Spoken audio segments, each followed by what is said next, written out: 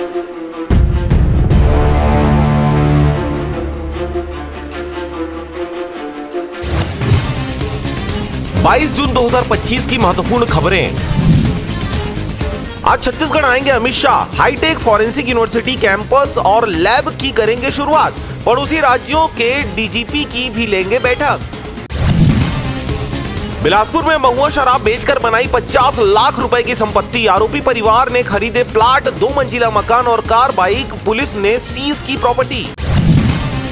अब 10 दिन पहले रद्द नहीं होगी ट्रेनें। छत्तीसगढ़ में 130 किलोमीटर प्रति घंटे की रफ्तार से दौड़ेगी LHB कोच। नए ट्रैक का काम लगभग कंप्लीट।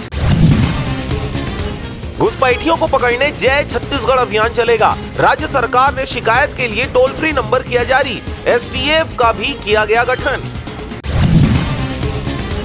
छुट्टी में घर आने वाला था, तिरंगे से लिपटा हुआ पहुंचा जवान। उत्तराखंड में 50 मीटर गहरी खाई में गिरा शिवपाल। बिलासपुर में होने वाली थी शादी।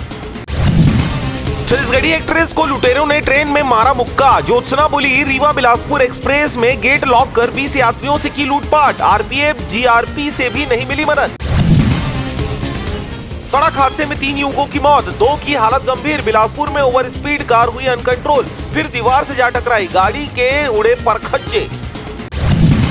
2027 में जनगणना कराने का ऐलान। राज्य में 31 जुलाई तक जारी होगी अधिसूचना। शहरों के अलावा अबूझमाड़ के कोने कोने में लोगों की जाएगी गिनती। चिकित्सा शिक्षा विभाग के मीडिया प्रोटोकॉल का आदेश हुआ स्थगित। मीडिया कर्मियों ने प्रदर्शन कर जलाई थी आदेश की कापियां। कांग्रेस बोली, सरकार की मंशा पर हमें है शक।